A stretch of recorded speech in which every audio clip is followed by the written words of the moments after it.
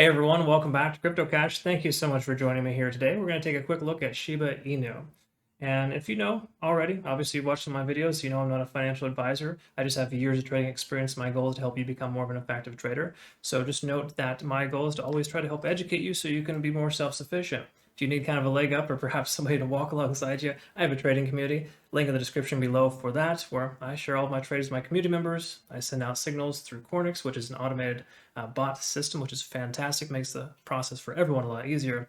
But more importantly, you just learn a lot about becoming a better trader. So check that out in your own time. Now is probably the best time to register based on the fact that it's first of the month and rates are going to be increasing next month. You can lock in your rates if you decide to start soon.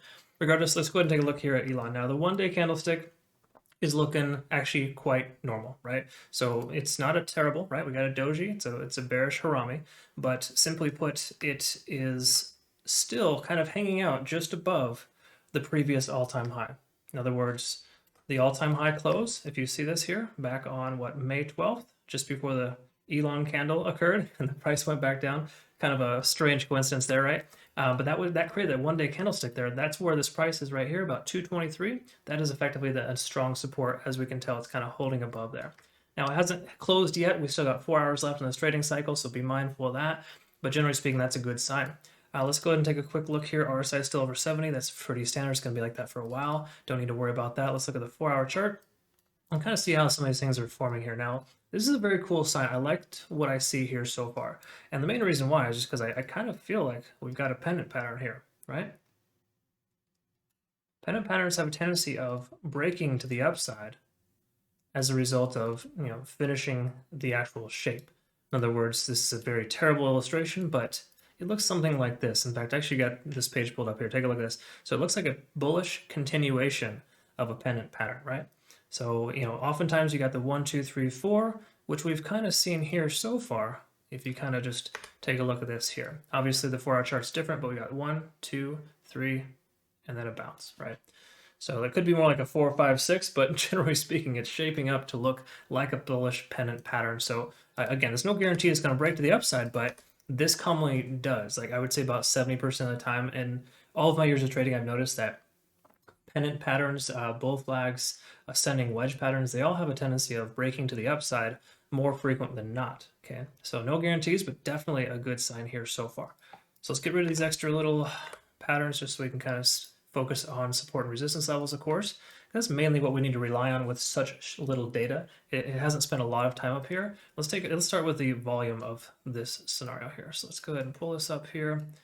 See where the volume is at. So we've had the most amount of volume in the last 24 to 48 hours, right about 211.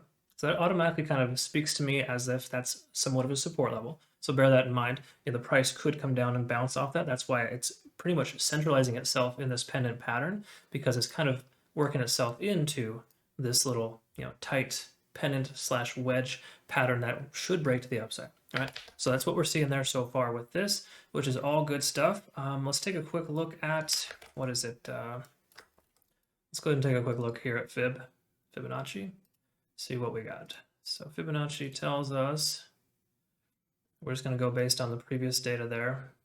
Here, let's go a little bit better. Let's do this here first.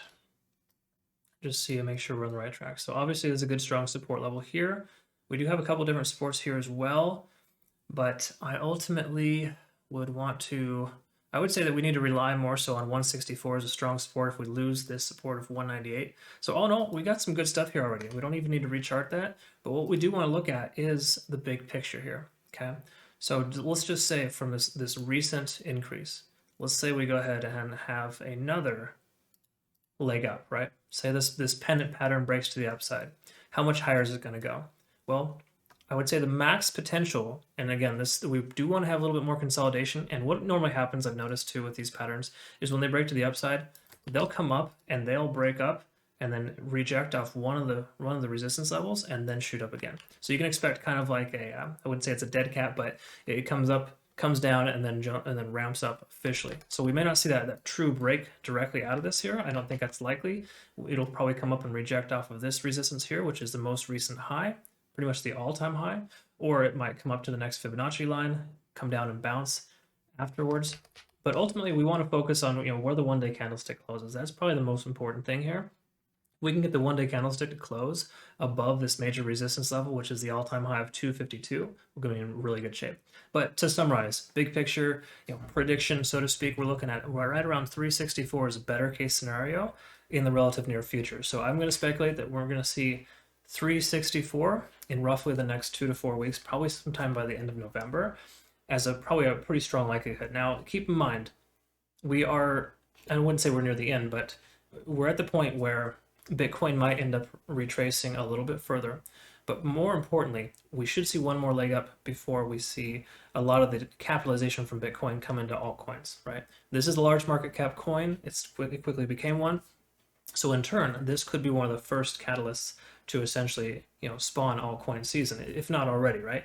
So that being said, just keep that in mind. This could very well continue much higher, but we also got to be realistic in the fact that it's not going to, 5, 10, 20x. And I think that holding over the long term after alt season is finished is a bad idea, because coins like this will definitely, the whales, everyone else investing in this isn't just you and I, they're going to take their profits eventually, and the price will definitely get destroyed. So just keep that in mind. Right now we're all good. We're kind of in this hype mentality right now, this greed mentality, but it will eventually correct itself. However, I do speculate still we're going to see somewhere in the range of 364, possibly 400 by year end as a strong likelihood. But for right now, more immediately, we should see a breakout to the upside here. And what will likely happen is it will hit this resistance level, either of 244 or 252. It may bounce to the next closest support and then work its way up again. Okay. So it's not going to, we shouldn't expect to see a large breakout just based on the fact that, keep in mind, it increased significantly in the recent past here, right? So 225% in a 24-hour period is nothing to scoff at, right? The fact that it did that means it should need at least 2, 3, 4, maybe even a full week's worth of consolidation.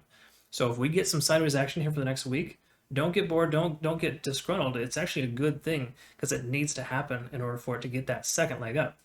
Because if it ramps to the sky right now, just say it hits 364 today, we're going to see it come crashing back down. And we don't want that. We want a healthy, bullish pattern, right? And a healthy pattern is up and over, right? It's a staircase, essentially, where you continue to have progression, but that progression needs to basically have consolidation, okay? So anyways, those are my thoughts here. Hopefully you find benefit. If you do, like and subscribe. Consider joining my Patreon community. Love to have you along there, get to know you a bit better, and help you become more profitable. So have a great rest of your day. Thank you so much for your time. We'll see you in the next one. Take care.